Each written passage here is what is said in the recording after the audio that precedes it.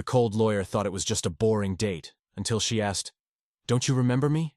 The Riverside Cafe was one of those quiet places where conversations floated just above the soft hum of jazz, and the smell of roasted coffee beans clung to the air. Lucas Bennett sat by the window, impeccably dressed in a charcoal suit that looked too formal for a Sunday evening.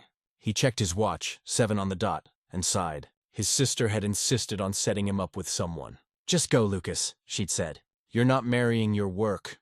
He planned to be polite, stay 20 minutes, then leave.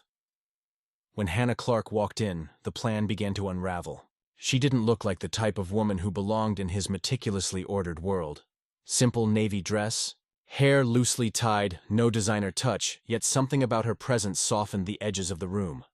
"Lucas Bennett?" she asked, offering a smile that didn't feel forced. "Yes," he replied, standing up. "You must be Hannah." They shook hands, her grip warm and steady. He gestured for her to sit, already rehearsing small talk in his mind. At first, their conversation was ordinary. Work, hobbies, family. Lucas spoke about courtrooms and contracts. She spoke about literature and her students. It should have been forgettable, yet every time she spoke, there was a quiet conviction behind her words that caught him off guard. After a pause, she stirred her coffee, then looked up with an almost playful expression. "You don't remember me, do you?" Lucas blinked, caught off guard. "I'm sorry?" Her smile didn't fade, but something in her eyes shifted. A hint of sadness behind the calm. "Westfield High, class of 2010. You were the golden boy. Top grades, captain of debate, everyone's favorite. And me." She tilted her head slightly. "I was the janitor's daughter." He froze. The words didn't fully register, yet they pressed somewhere deep, like a door creaking open to a place he hadn't visited in years. He started, but stopped. "It's fine," she said softly. "I didn't expect you to remember. People like you rarely do." The silence that followed wasn't awkward, it was heavy. Lucas felt the weight of something unnamed pressing on his chest. He wanted to defend himself, to say he hadn't meant to forget, but he couldn't, because the truth was, he had. They finished their drinks quietly. The candle between them flickered low. When she stood up to leave, she smiled again, gentle but distant. "It was nice seeing you again, Lucas, even if you don't remember me." He watched her walk away through the glass door, her reflection dissolving into the night. For the first time in years, Lucas Bennett, the man who built a life out of control and precision, felt something he couldn't define. Regret, maybe, or perhaps the first flicker of memory.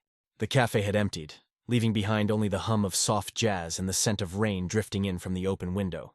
Lucas sat across from Hannah, unsure why his chest tightened every time she looked at him.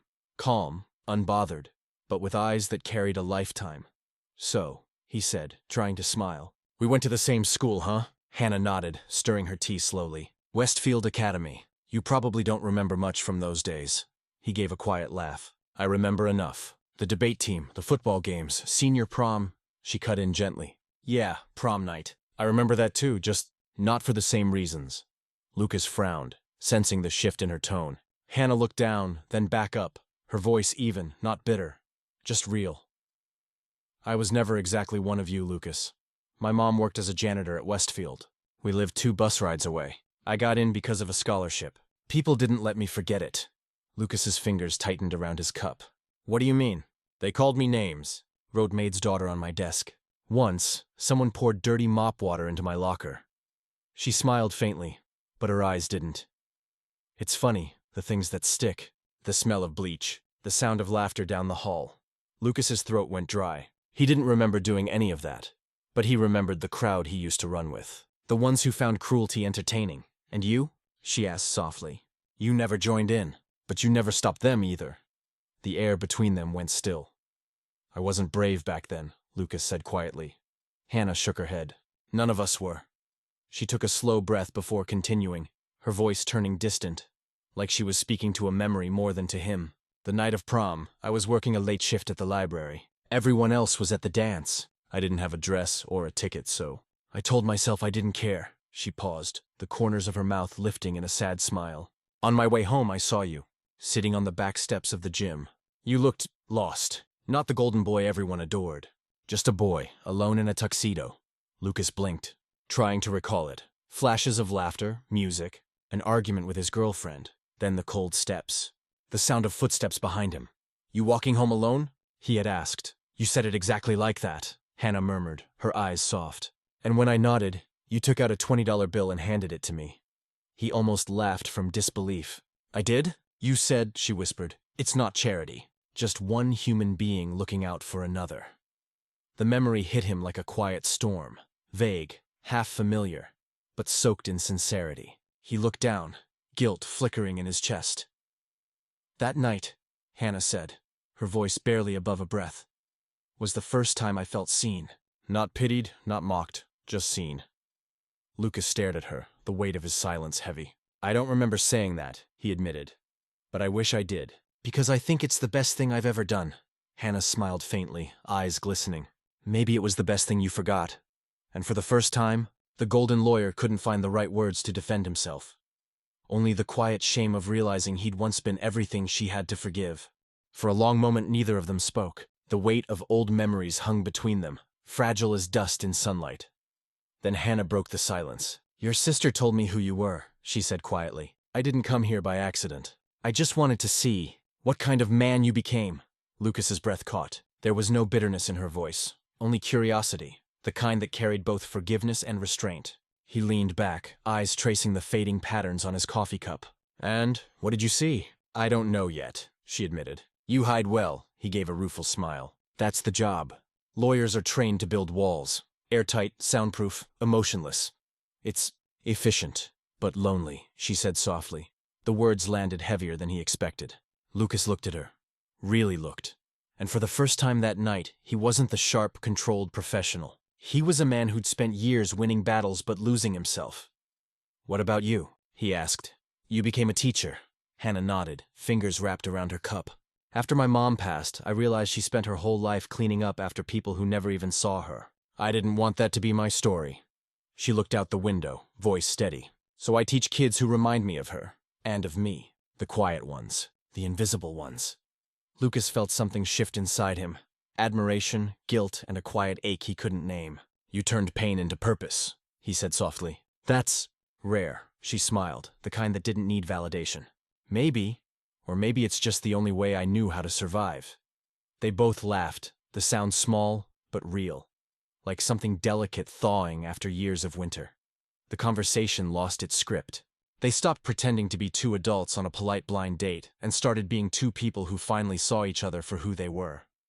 Lucas told her about the cases he'd won, the clients he didn't care about, the promotions that meant nothing. I have everything I used to think mattered, he said, staring into the dark window, his reflection faint. But it feels like I'm defending the wrong side of life.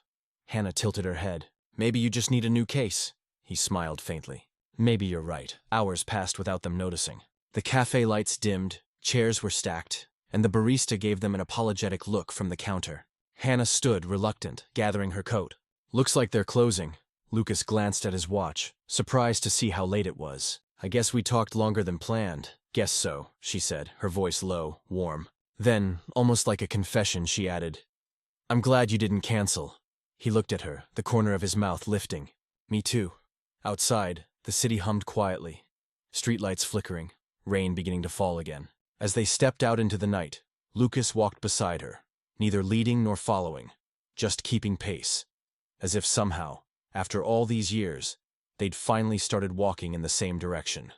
A week after their unexpected first meeting, Lucas received a text from Hannah.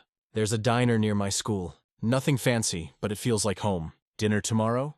For a man used to reservations and dress codes, the message felt different, disarming, real. He arrived the next evening, wearing no suit, no tie, just a gray sweater and jeans. The diner sat on a quiet corner of Eastbrook Avenue, its neon sign buzzing faintly in the dusk. Inside, the smell of coffee and buttered toast filled the air. Hannah waved from a booth by the window. She wore a soft blue cardigan, her hair tied up loosely, and when she smiled, the place seemed a little brighter. It's not fancy, she said, handing him a menu, but it feels like home. Lucas glanced around. Worn leather seats, cracked tiles, an old jukebox humming in the corner. He smiled. Home sounds perfect. Their second meeting felt nothing like the first. No pretense, no armor. Just two people talking about small things. Her students, his ridiculous work hours, their favorite songs. The laughter came easily, almost surprising them both. At one point, the waitress poured more coffee and grinned. You two look like you've known each other forever. Hannah blushed. Lucas only smiled and said softly, "Maybe in another lifetime." The night deepened. Rain tapped softly against the window, wrapping the diner in its quiet rhythm. Between stories and smiles, a silence settled. Comfortable, unforced. Lucas broke it first. "Can I ask you something?" "Sure." He hesitated, eyes on the raindrops sliding down the glass. "Did you ever forgive them? The people from high school?" Hannah's expression softened. She didn't look angry or sad, just calm. "I forgave them the day I stopped needing them to remember me." Her words sank deep. Quiet but powerful, Lucas looked down at his hands, realizing how much of his own life had been driven by the need to be remembered, to win, to prove, to conquer. Yet here she was, sitting across from him, showing him what peace looked like. "That's incredible," he murmured. "It's just the truth," she said with a small shrug. "Holding on to anger only keeps you stuck in the same hallway." "I had to walk out." He smiled faintly, admiring the woman she'd become. "I think I'm still somewhere in that hallway." "Then maybe it's time you left too," she replied gently. For the first time in years, Lucas laughed. Really laughed, not the polite kind. It startled him how good it felt. The diner lights flickered as closing hour approached. Hannah tucked a strand of hair behind her ear and said, "You know, you're different when you're not the lawyer. Less sharp edges." He met her eyes. "Maybe you make me forget who I'm supposed to be." Outside, the rain had stopped. When they stepped out, the city smelled of wet asphalt and new beginnings. Lucas offered her his umbrella, and when their hands brushed, something wordless passed between them. Not attraction, not yet love, but recognition, the kind that whispers, "I see you now," and for the first time, Lucas didn't feel like the lawyer everyone expected him to be. He just felt human. Time moved differently after that night. What started as two people meeting for coffee every few days slowly turned into quiet dinners, weekend walks through Riverside Park, and conversations that stretched long after midnight. For the first time in his adult life, Lucas stopped measuring days by victories. Hannah had a way of slowing the world down for him. She'd make him pause in the middle of the street to look at the golden light on the buildings, or remind him to actually taste his coffee instead of drinking it between phone calls. "Do you ever stop working?" she once asked, laughing as she caught him checking his emails during a picnic. "Only when someone confiscates my phone," he replied, handing it over. And for the rest of the afternoon, they just talked, laughed, and watched clouds drift by. Bit by bit, she was teaching him how to breathe again. In return, Lucas helped her see something she'd long stopped believing, that the past didn't define who she was. When she doubted herself, he reminded her, "You're not the girl they laughed at. You're the woman who stood back up and turned that pain into purpose." Those words stayed with her. And somehow, they both began healing from their own histories, separately, yet together. A year passed. The man who once lived in polished glass towers now found himself sitting in a small, cluttered office in an old brick building downtown, the new home of Bennett Legal Aid. No high-profile clients, no luxury cars waiting outside. Just a group of young lawyers and volunteers trying to help people who couldn't afford justice. Hannah was there on the first day. She brought her students from the community program to paint the walls, laughing when they left handprints all over the door. "This place is supposed to feel alive," she said, smiling. Lucas looked at her, at the woman who'd walked into his perfectly ordered life and rearranged everything without meaning to. "You do realize this is completely your fault," he teased. She tilted her head. "Oh? Which part?" "The part where I actually care more about helping people than winning cases." She laughed, soft but full of warmth. "Good. I like this version better." Months rolled by. The world outside remained busy, chaotic. But inside that small office, life felt grounded.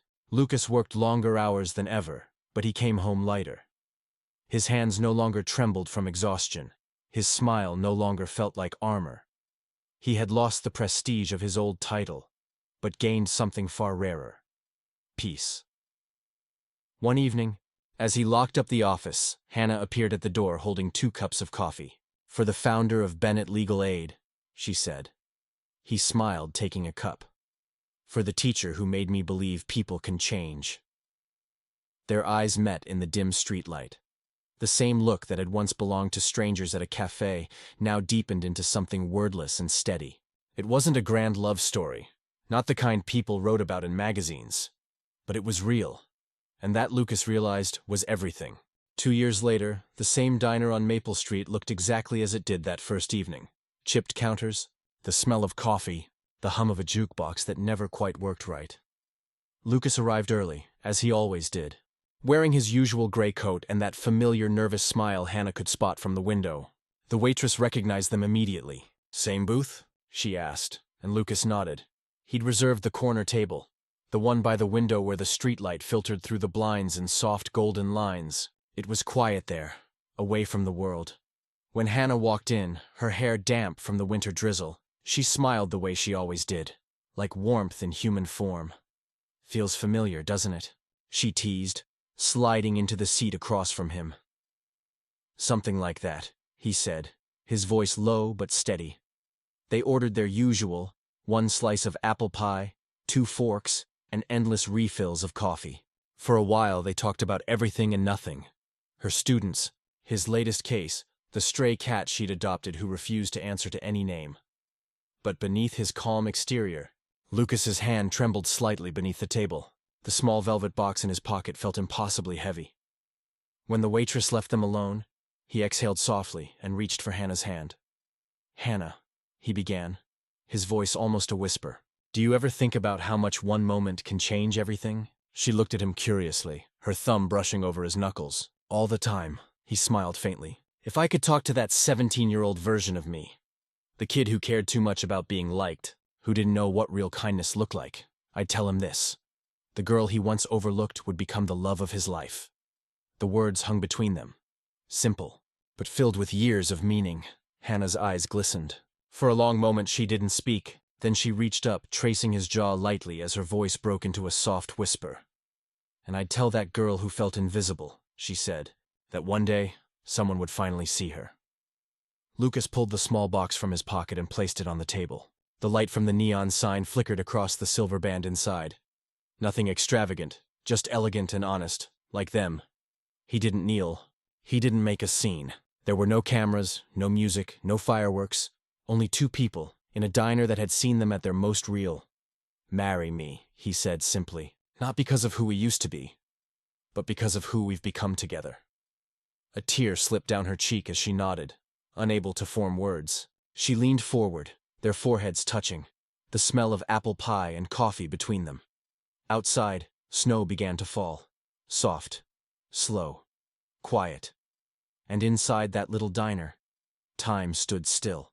The rain had started just as the ceremony ended, soft and silver against the glass windows of the small countryside hall where they held their wedding. Inside, the light was warm. Amber candles, wildflowers, and the hum of quiet laughter. It wasn't grand, it wasn't glamorous, but it was home. Hannah wore a simple ivory dress, her hair pinned loosely, a daisy tucked behind her ear. Lucas, in a gray suit, couldn't take his eyes off her, not because she looked stunning, though she did, but because she looked real. 6 months had passed since that quiet proposal at the diner. Tonight, surrounded by friends, colleagues, and her students, they stood hand in hand before a small crowd that had become their family. When the ceremony ended, one of Hannah's students, a shy little girl with ink-stained fingers, walked up, holding a small bouquet of wild daisies. "Miss Clark taught us that kindness never disappears," she said, her voice trembling but proud. The room went silent for a heartbeat. Hannah's eyes glistened. Lucas bent down and accepted the flowers, placing them beside the wedding rings. He turned to the guests, a soft smile spreading across his face. "It wasn't really a blind date," he said, voice steady but filled with emotion. "It was a second chance, one I didn't deserve but got anyway." Laughter and applause filled the room. Someone clinked a glass. Someone else shouted, "To second chances!" Later that night, after the last guest had gone, they sat by the window of their small apartment. Rain tapped gently against the glass. A candle flickered between them. Hannah leaned her head on his shoulder. "Do you remember what you said that first night?" she asked softly. Lucas chuckled.